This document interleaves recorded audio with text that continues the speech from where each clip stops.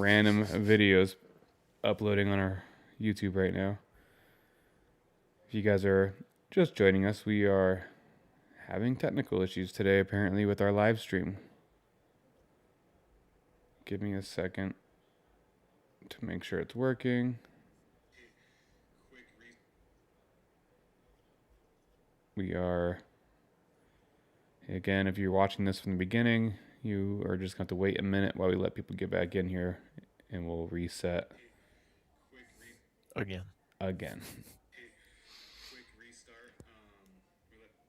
Dude. Yeah, I can hear your phone. Yeah. I can hear that. Well, I'm trying to get it to. So that's better, I guess. Okay, there we go. Say something, Trey. Let's give it a couple tests. I'm live right now on my phone. Hello. Let's see if the people can hear me on YouTube, on Facebook. I At this believe we point, can I hear don't you, care actually. where. I just hope somebody can hear my voice. Okay. It's working now. Cool. We're going to restart this one more time, guys. I don't know why we're having such issues with our Streamlabs right now. Again, right when I tried to log in to get the show started, it dropped an update on me. And then just so happens to not have a lot of things working anymore after it updated. Like my preview. So now I can actually see the preview. I can see us on my screen now. I don't have to use my phone. So that's good. And I think we can hear you too. So I'm going to do just kind of a quick little intro one more time. Trends of Motocross live stream. We are here talking about Anaheim 2, the third round of the Super Motocross series. We had to restart our live stream once again to some technical difficulties after an update. So I'm here, Gavin Yala, joined by Trey Steyer, presented by Partzilla, Best for Parts. We're going to jump into it again. We've already kind of talked a little bit about the day, got into it earlier. We were talking about Anaheim 2. We were talking about Chance Hymas, his injury and being out now, and just kind of how rough it's been and how kind of the field is depleting as far as competition goes for Deegan. So, Trey, I believe we can hear you. Looks like I think we're Yes. good. So Hello. you can tell us again what your thoughts were kind of about the 250 class at A2. Hello, beautiful people all around the globe. As I was trying to say before the program decided that I shouldn't speak, Chance Hymas's injury, it just seems like a pattern, unfortunately. I was trying to say that, this year, A1, podium, awesome ride, but a couple weeks later gets injured, dislocates his shoulder, out for 3 weeks probably. Last year, wins the Thunder Valley National, goes 1-1, dominant fashion. Next week, High Point tears his ACL. Even the year before, 2024, was having a great year, got banged up a little bit. Then on Unadilla, he got the lead, was out front cruising, crashed, was out for the rest of the year, missed the playoffs, missed Motocross of Nations. Seems like an unfortunate pattern. Chance definitely has the talent, definitely has the speed, but he's had so much bad luck with injuries. Levi, as I was trying to say, I don't think I've ever seen a rider go down on the first turn 3 consecutive races. That's insane to me. And the guy everybody picked to at least compete and try to beat Deegan, 6-4 DNF are his first 3 race finishes. And you can't win a 450 title like that, let alone a 250 series when it's half the races. So the championship, in my opinion, is over pretty much. All Deegan's got to do is just ride it in. I think he's going to win most of these remaining races. Want to give a shout out to Michael Mosman, though. Great ride from him, but Deegan was still able to run him down, catch him, pass him. You give Deegan an ounce of confidence, he's going to take it and then some. It just sucks to see because you look at now there's only 6 factory guys. There were only 7 to begin with. Now there's only 6 with Hymas out. Kitchen's banged up. What are the others going to be able to do? Are they going to be able to be consistent? I just think that Deegan's going to run away with it, and that was my fear before the season, is that he was just going to run away with things, and in terms of an entertainment value, we weren't going to have that from this coast. It was going to have to be Kitchen and Anstey really taking it to him early, and you see Max get the win at A1, Deegan gets fourth. You think, oh, there's a chance, and then immediately he goes from 7 down to 1 ahead to now, I think 9 ahead of Moseman. So it's just completely swung around these last couple races. Hayden Deegan probably going to cruise it in, win his second championship, barring anything crazy. And I think he's going to go on a run of a bunch of race wins. I think his biggest enemy right now would be himself. If he does something silly, does something stupid, he could lose races. But if he does what he did in Anaheim too, just methodically work his way through the pack, run his lines, run his race, he's going to flat out dominate this championship and run away with everything, in my opinion. Yeah, I agree. I kind of think he's on another level, about a second faster than everyone, and everyone knows it. And yeah, especially just 3 rounds in and just seeing these people just pull off the track like that, it's like, damn. Well, there goes this season. I mean, Ryder D Francisco. I mean, he's out there. He's being consistent. He's doing really well for himself. Is he a championship contender for this year? If Hayden crashes out, sure. But otherwise, but he looks great. I mean, he's. I Still think a step up, yeah. the biggest thing for him, I think, that I've noticed is he's bulked up. He's just gotten bigger. Like he was pretty small before, I feel, and now he just looks like he can handle the bike a little bit better. He just bulked up, so I think that's going to be a big benefit for him. And A lot then of flying at the test track talk I remember as well for him, and 2 podiums in 3 rounds is not too shabby considering those are his first 2 professional podiums. Definitely a step in the right direction for Ryder D, for sure. yep, and then we have the Club MX guys have been looking great as Yep. usual. Um, Hunter Yoder, career mhm. best on Saturday night. Keep stacking. I think he can grab a top 5 before the end of the year's over if everything aligns. And I'm very confident Voland will get a podium at some point. I thought Saturday night was going to be that night. Started up front, ended up losing touch a little bit, but I think Maximus will be back up on the podium. The Club MX guys look really good, really fast. I mean, that team, of course, has been steadily the best non factory team the past 4 or 5 years, and it just continues. And with those guys as talented as they are, it's going to continue, and they're going to be up there trying to mix it up with the PC or the Husky or the Star Boys. Did you watch the LCQs? Oh yeah, Yeah. absolutely. Favorite races of the night. They were going off this time, and uh, 250 LCQ was yeah, incredible. that last Must see pass, TV. yeah, Jorgensen at the end there, Yep. woo, that was perfect. And he was stoked when he came over that one too. That was cool to see. Those guys were doing great. Shout out Aiden Shive as well. He was part of the Partsville Arena Cross series. It was cool to see him out there each weekend at Supercross, getting the main events and stuff like that. And I feel like you can actually see he just looks more prepared from it is in his eyes and everything. He just looks like he's more comfortable being out there. I think coming straight from Arena Cross, just being in the rhythm. So that was really cool to see. And we'll talk more about it. But Partsville Arena Cross, they have their finale this weekend as well. Finale of the series. So great series there. We'll close up the show talking about that. But yeah, the LCQs were crazy. 450 LCQ was also always exciting. Vince Friese, Mitchell Harrison, both getting in there in the LCQ And and main event though, yeah, main that event. main event finish. You ever seen somebody teed up for 19th? Yeah, Now you have, folks. we'll definitely get into that as well. There's a lot of action there. Like Trey was saying, Mosman, riding great, grabbing that whole shot and that holding that lead for a little bit. That was awesome. But the beginning of that race was a bummer. Chance out on the first corner, and Levi a couple corners later looked self-inflicted a little bit. Levi looks like he just kind of made a mistake and went down, and looks like he got hit a little bit too. I don't think we've had any updates yet from them on Levi. He sounds like he's good to go. Okay. Maybe a little banged up, but it seems like he's going to be out there racing again this weekend, and we'll see. Hopefully, he parlays that qualifying speed into a good race. We know he's capable of it, but just such rotten luck these first couple rounds. Yeah. Let me I'm gonna do one quick little check on my phone, make sure we're still sounding okay, because Oh yeah. Look at that! I can hear you talking. Hey, we're still here, We're folks. still at. It's a miracle. It's a um, month later than Christmas miracle. yeah.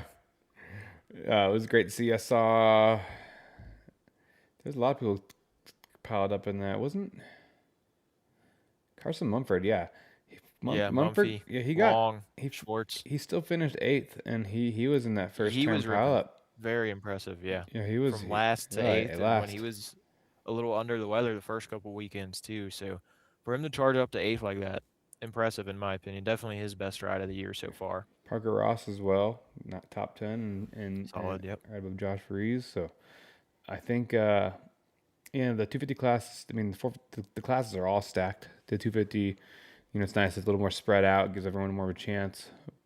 Not as start dependent. I feel like the 450s, it's like very start dependent right now on as far as positions and finishes. People kind of file into where they're at, but the only real chance you have to get a better position is really getting that start. I think 250s is kind of the same, but I feel like there's more battles and more passing going on here and more kind of all over the place. The only person that's really untouchable out of the picture is Hayden, but everyone else is mixing it up pretty good right now, actually.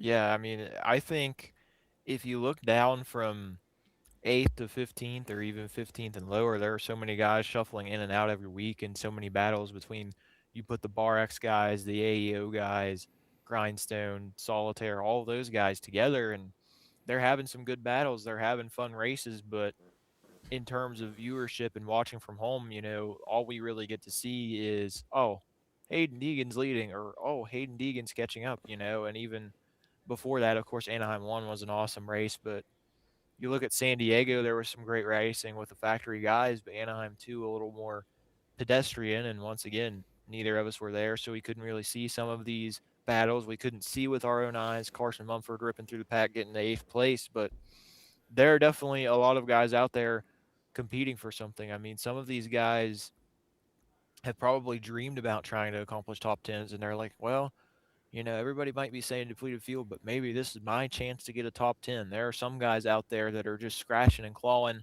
to even get in the main event. And they're like, well, maybe this is my chance. It sucks for us as the viewer to see that the biggest competitors now are seemingly already out of it 3 rounds in. But some of these guys, they are going to try to take every inch of confidence they can. Like, I can be a top 10 guy and just keep working forward. But then you look at the 450 class, like you said, start wise, I think Jorge Prado is the biggest example of that. When he's got out front, he's won 2 heat races. He got the podium at Anaheim 1. He almost won the heat in San Diego. Anytime he rips a start, he's been up front. But the 2 main events in San Diego and A2, where he's mid pack, he stayed mid pack, which admittedly, I remember his interview with you last week. He was talking about how he's still figuring out how to work through the pack in Supercross, how to get through, how to find lines and stuff when he's not quite at that top starter level. But Jason Anderson, a guy he was top 5 at Anaheim, good race. But then San Diego, he started top 5, but went down and then was just kind of stuck in that 10th place area. This week he starts leading laps, and you see how important the start is. Look at Kenny. Kenny was nowhere to be found off the start and was buried in the back all race, and it wasn't until maybe 2 minutes left when they showed him on the broadcast and he was fighting for 8th place, ended up finishing 8th. That shows, I think, how dependent the start is. And when you have so many elite level guys, you have Sexton on the top of his game, Tomac on the top of his game, Hunter Lawrence on the top of his game. Kenny, when he's out front, is usually ripping. Prado, if he's out front, he's riding pretty well. Cooper Webb, the same way, pretty much. Of course, he hasn't had as great of a season, but you look at Saturday night, and Cooper Webb was finally closer to that form we're used to seeing out of him, where he's battling up front, and he was a little bit depressed kind of in the interview afterwards. It was really weird to see Cooper Webb like, yeah, I'm 3 races in, but I think my title defense is over. But I think it's evidence looking across the board how many of these guys are ripping. And Joey Savacci, too. He's not a factory guy, but going 5-6 the last 2 races and beating as many factory guys as he has, I think Joey Savacci deserves some love because he was ripping in World Supercross. But, once you get to the big series, it's like you get a lot more competition. But there are so many guys in that 450 class right now. You give them a good start, they're going to run well. You put them 15th on the first lap, maybe they work back to 10th, maybe they get to 8th if they're lucky, but there's just so much talent at that top level. There are 5 to 8 guys who could conceivably win. Plus, you have like the 8 to 15 level range where it's like, well, this guy could podium, this guy could podium, and so on and so forth. There are just so many talented people that when you look at your point of being able to work through the pack 250 class versus 450 class, there's just so many more elite guys. When 250, you can maybe work through some of those guys who aren't as experienced or guys who just don't have that top level speed if you can just put your head down and charge to fight through them. I mean, a good example is Jason Anderson. You know, he almost got podium this weekend because he got that whole shot, and he was Mhm. immediately up front with the top dudes that are that are going to fight for this championship. I mean, a testament to him and the Suzuki to see how good those bikes are doing with him with the right riders on them. But I think Jason Anderson, you know, that was really cool to see. I would love to see him get a podium on that bike, and he was that close. And again, those starts, man, it really shows because if he wouldn't have had that start, I guarantee he wouldn't have been in the top 5 like that. You know, so Yeah. we saw Chase earlier. Like I said, he kind of put the front end down, so I think people were worried, but he brought it together in the main and just really outdrove everyone. I feel like every pass I saw of him was like literally just him on that bike, just out driving everyone, like in straightaways and setting up perfectly. Just like it was really good. So I think they're still gelling with the bike, probably still working out the kinks and trying to get everything right. But uh, Chase Sexton's back. He's back on top. I think he's gonna be a big threat this season, and he's only just getting that more comfortable and dialed on the bike. So I think we're gonna see him get better and better. Um, hard. He's an interesting thing to talk about. It's hard to really pinpoint what exactly it is. He's like the perfect athlete, but flawed perfectly. Where he has this, he always there's something where you got to be like, oh, it's not. We're not worried about him beating other people. It's that's not really an issue. We know he could do that. We've seen him come from last to first in like what's it, Yeah. Hangtown? Hangtown. Yeah, like we've seen it. We know who this guy is. He's an animal. He's crazy fast. He's definitely the fastest guy at A2 that weekend, and I think we just got to worry. I mean, it's still so hard to tell because it's just such a toss up right now. I mean, Eli, if he can just keep consistent, huge threat. Chase needs to hammer some wins in because I don't think his consistency is what's going to carry him to the championship. I think he needs to hammer some aggressive rides in like he did today, but know his limits, don't fall, but be on that edge. And he did that this weekend. And I think Yeah. if he can keep doing that, then it's his. Otherwise, And I think he can. yeah, I think he can too. So you got to get for confidence on a bike. It's glad to see that these first ones are out of the way. We had the mess up in A1, yeah, where he on the tunnel jump, and then like I said, Yeah, in and the then heats and San Diego was the jump in the gate a little too the early. jump. That's right, And hitting jump in it. the gate, So hopefully those things are out of the way now, out of the system, and that's how he feels about it. But yeah, now he looked really good. Let's keep doing that, and he can make it happen. But yeah, we do got to worry about those guys because Eli Tomac, I can see consistency. Hunter Lawrence, again, just kind of quietly there. Next thing you know, this guy's gonna sneak right past you unnoticed, and he's gonna be up there, in the points lead. So I think he's still trying to find a little bit more. He needs to get that win. I think we're gonna see that. I think we're gonna see a lot of wins really traded this season. I would like to see a little more out of Cooper Webb. I would like to see Justin Cooper a little bit more. I think it was a little unnoticed, but he was still second fastest in qualifying at the end of the day. So he's, that's what Justin Cooper does. We just need to see him get that start. Again, start dependent. Let's see what he does. Our buddy, Aaron Plessinger, rough day. He crashed. Of course, I do Aaron Plessinger's vlogs, his YouTube channel, so I wasn't there this weekend to make it. We would have had a good thumbnail because I've seen the picture of him from behind with doing like the arms up and the legs out and the starfish, whatever you call that thing, flying through the air. So we would have had Yep, I'm flying through the air right now. This yeah, is not good. exactly. We would have had a good thumbnail for this weekend, but again, family emergency. I couldn't make it this weekend, but we'll be at the next ones. Glad he's okay. Interesting hearing about. I think he pulled off because he was not feeling too good. I saw in the recap. Actually, he was ripping in the main event. He was like fourth and fifth. He was battling. He was fifth. Oh, and I saw the moment it happened. He cased, or he went long, or he cased something, and he went long. That's where he went deep, and he boom, and you can just see Yeah.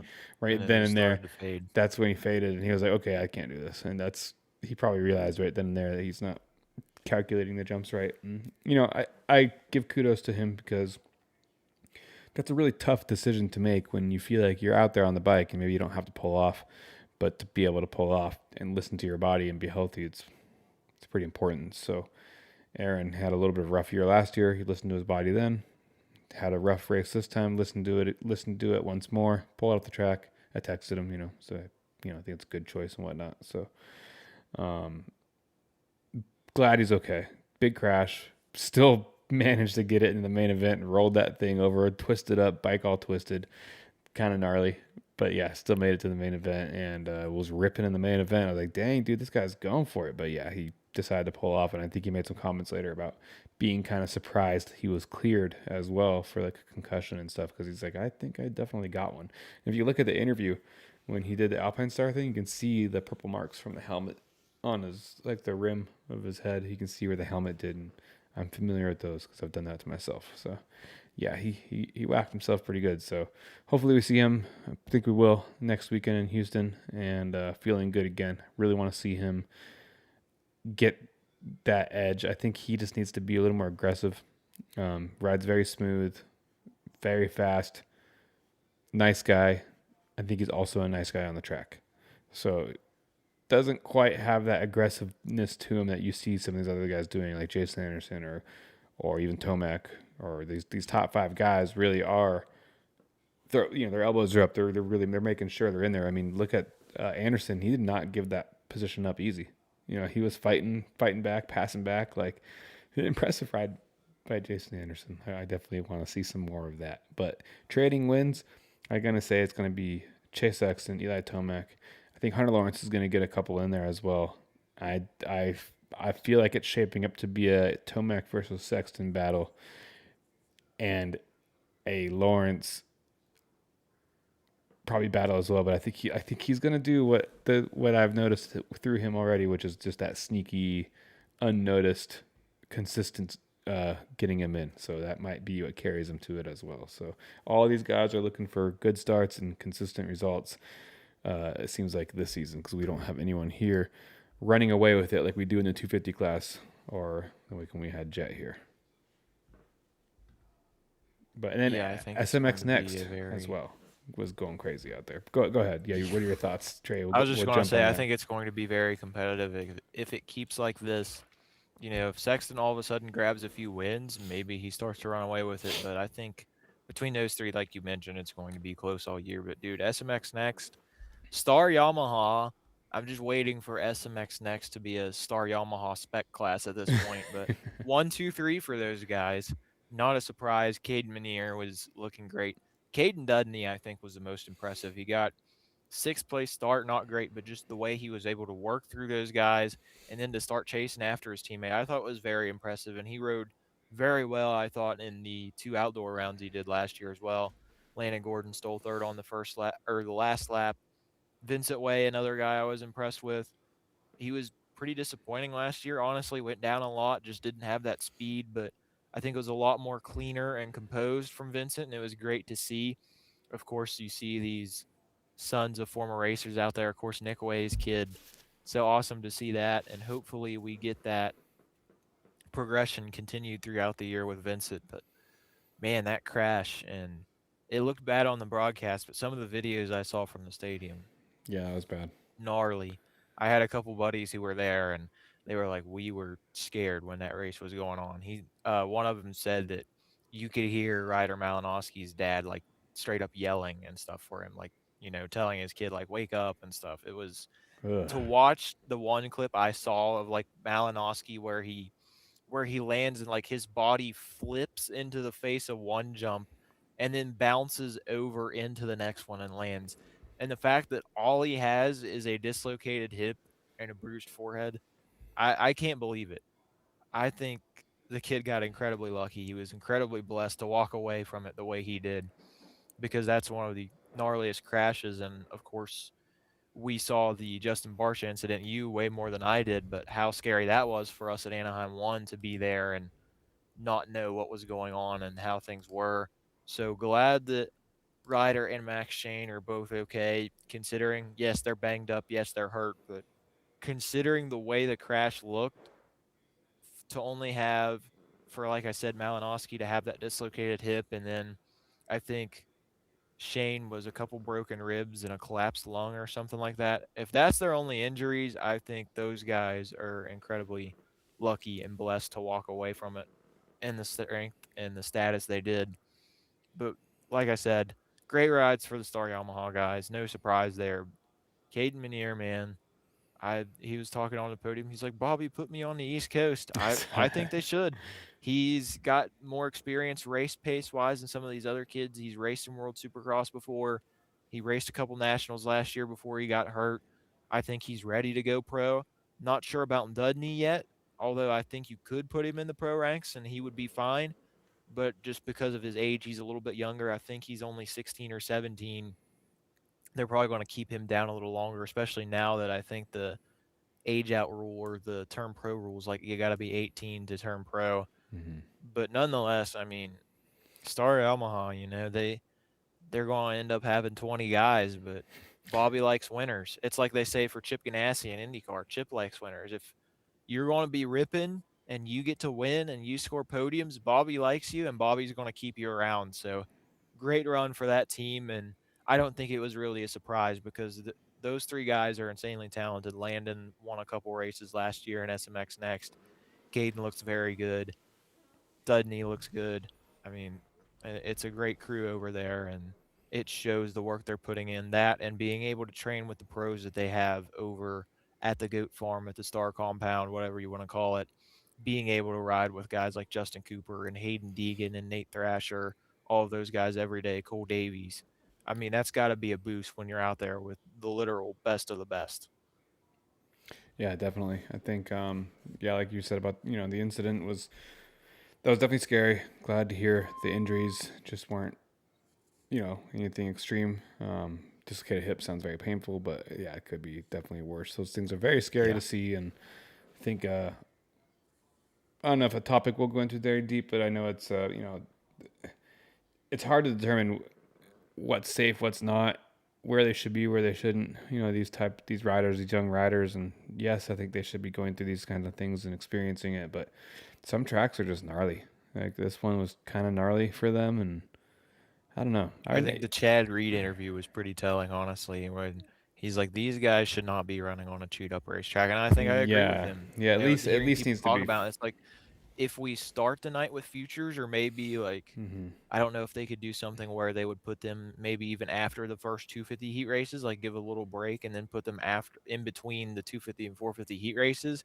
Maybe that would work more. But like I was talking about when I recorded my podcast, it's like you're putting these kids who are still learning to hit whoops. They're still learning to hit rhythms. Yes, they are the best of their class, but they are still learning all of these things.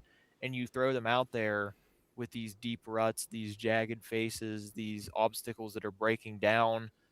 It's not going to go the not going to go well because all these guys know is 100%. Like they're so eager and ready to be out there. They're under the lights, Anaheim, Angel Stadium. You got 50,000 people around you cheering, going nuts, and all they're going to want to do is go balls to the wall and go all out. And then you throw them on a chewed up racetrack, and then carnage ensues.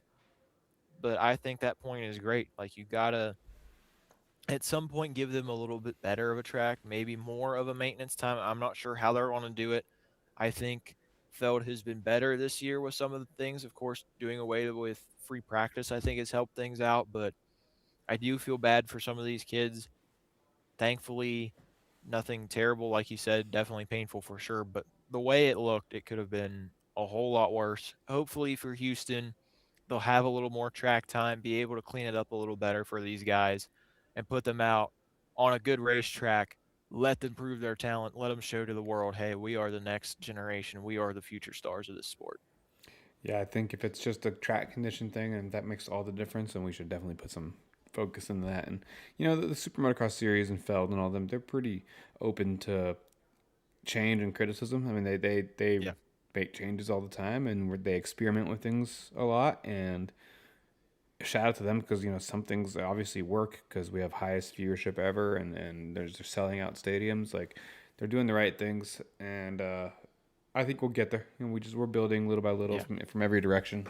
Um, But to close out the 450, we chased Sexton, big win. We're excited to see that. He was emotional. It was huge for him, big for Cowie since 2022, right? Since they've had a win. So Yeah, just insane. awesome all the way around. And in other Cowie news, we had the 19th and 20th place battle for the last turn, and Beef. Mitchell Harrison, Partzilla PRMX rider, made it into the main, and Three unfortunately, for three, Money Mitch. yeah, he made it. So he unfortunately got Friesed in the Yeah. last corner of the last lap for last place by Friese.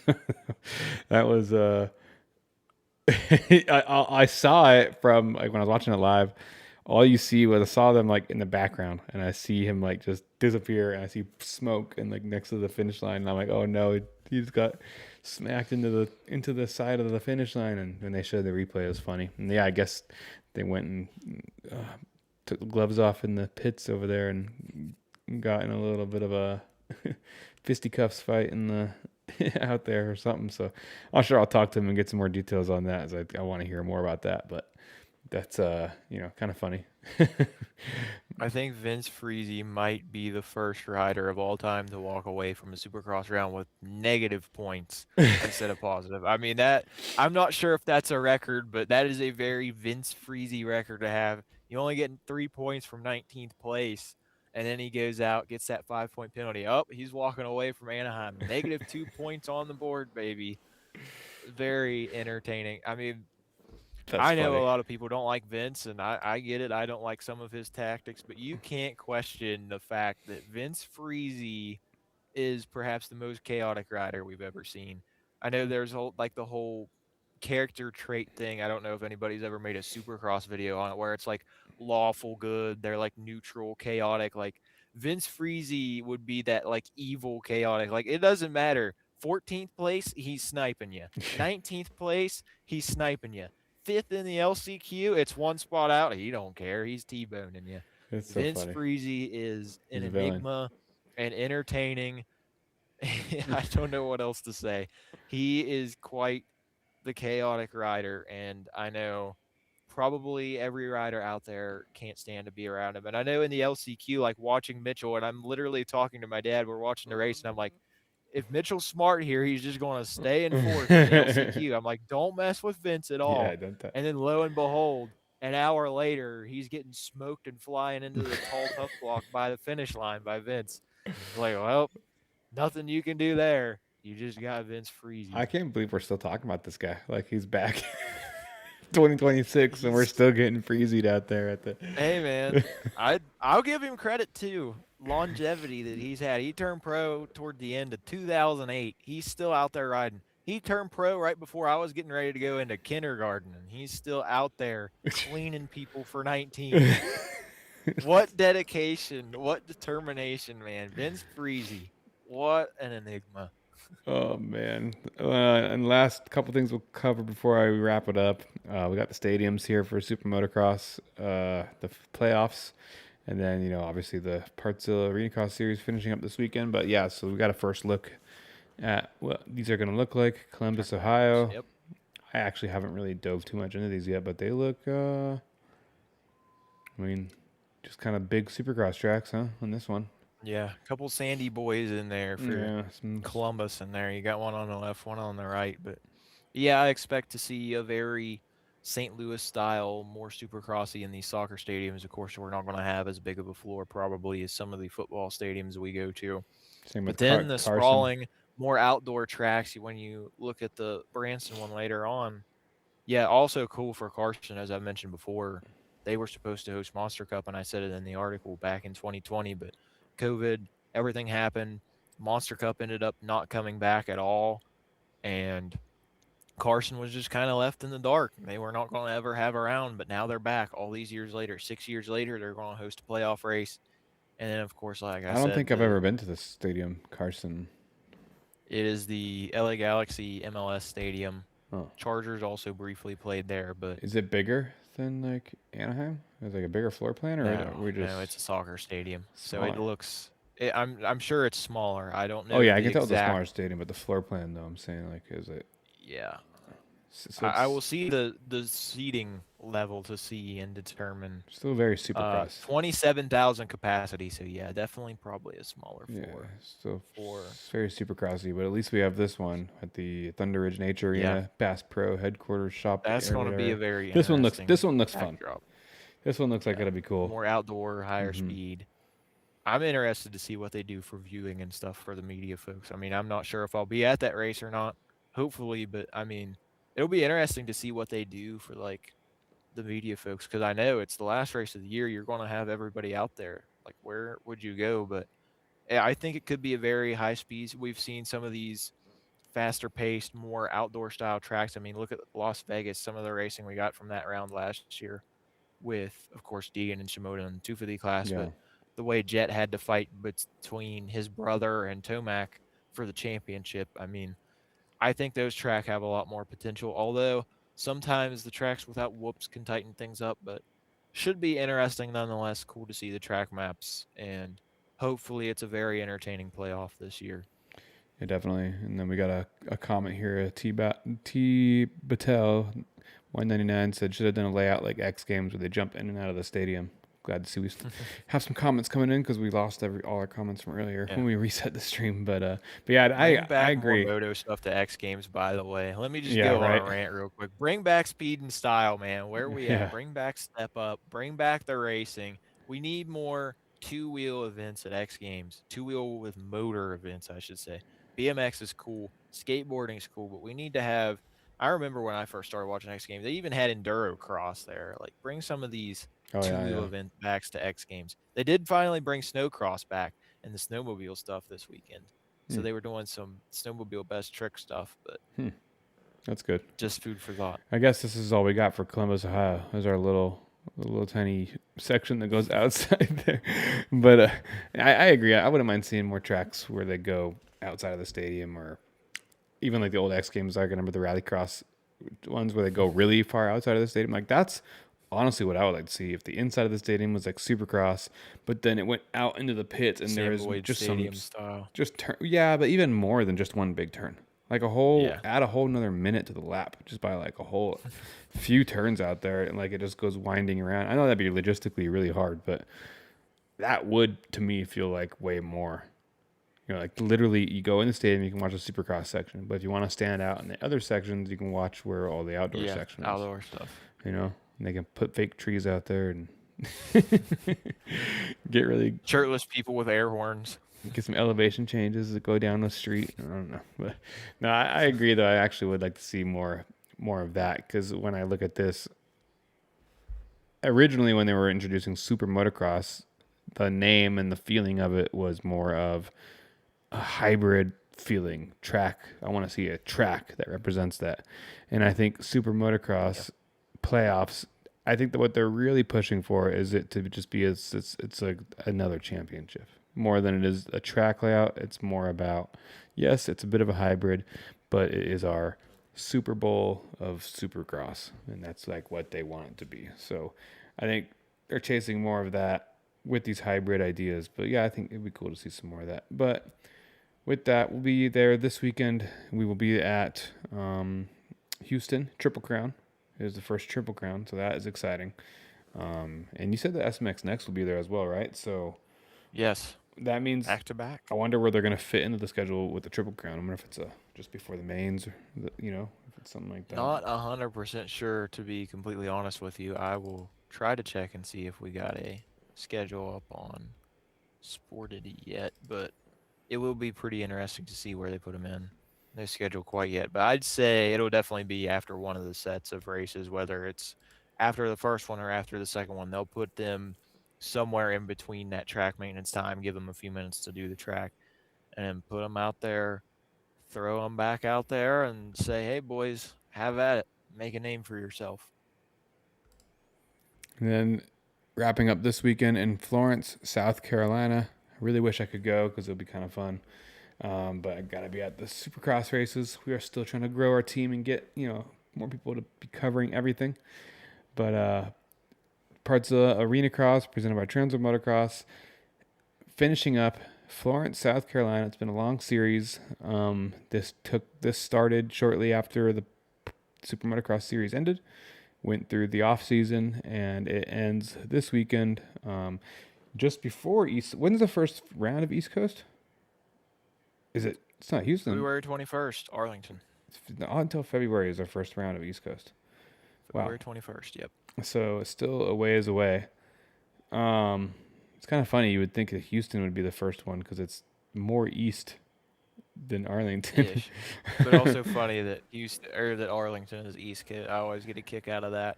Of course, you look at like NFL and you look at the Cowboys are in the same division as the Eagles, the Giants, and the Commanders, which logistically doesn't make a lot of sense. But all the rivalries and stuff. Yeah, but the series has been great. Like I mentioned before, I saw Aiden Jive out there. I've seen people from the Partzilla Arena Cross Series racing the West Coast, but we're going to probably see a lot more of these guys on the East Coast. Gage Linville. I don't know Luke Neese if he's planning on doing it.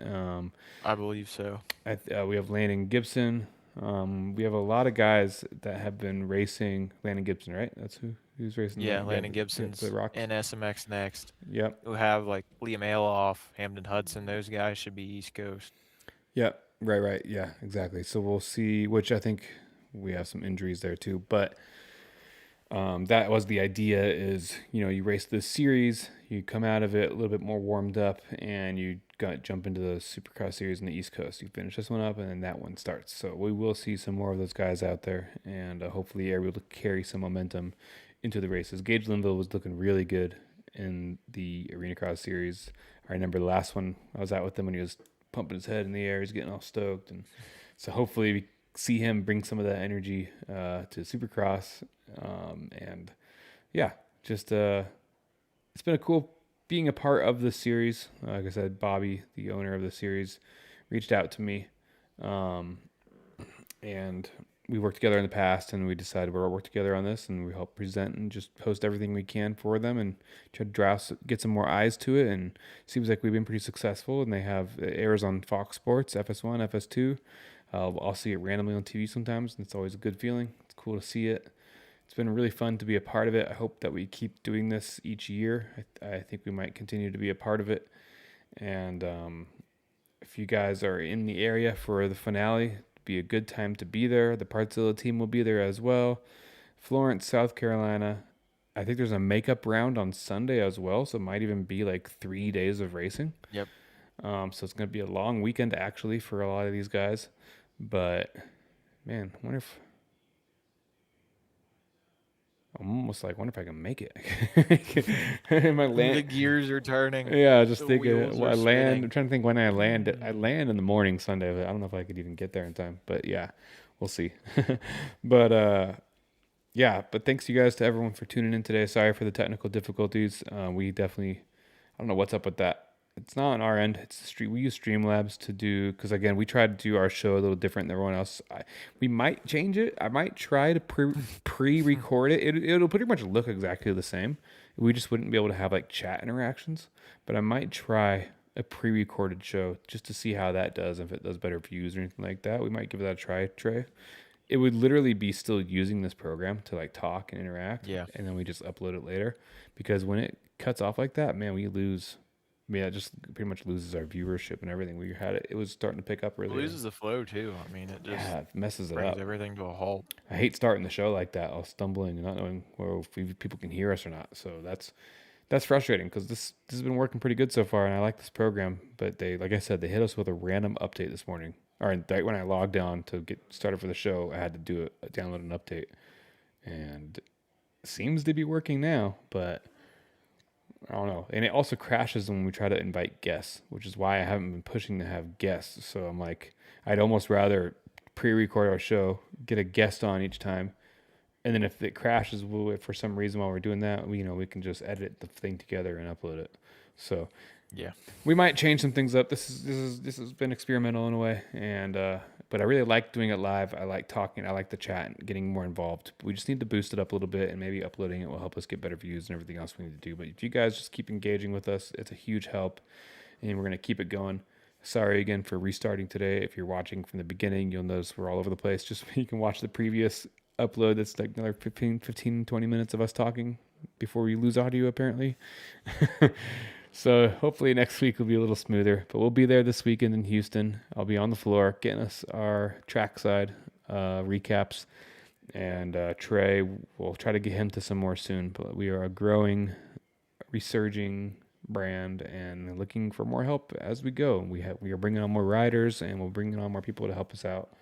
And it's just trying to keep bringing on more content. And we want to hear from you guys what kind of content you want to see, what events, what racing, amateur, experimental, whatever, random things. Like we want to cover it all for international races to everything. So we're gonna make it happen. But big thanks to you guys for watching. Huge shout out to Partzilla, Best for Parts. Please check them out. Support those that support us.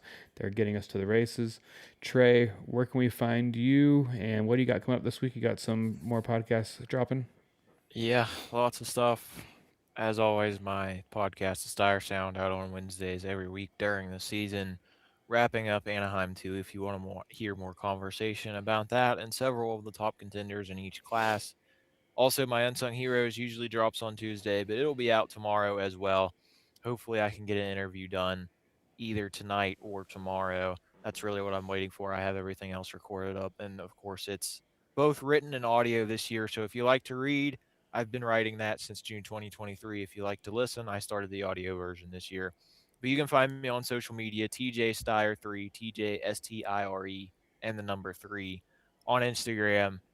Thanks for tuning in, folks. We apologize. Like we said, it's not really in our control. It's just been some random, strange gremlins that we've been having, but we appreciate your patience. We appreciate you tuning back in and spread the word because I think it's been pretty good banner since we've been able to be on track and just be able to record the show and not having any issues the rest of the night.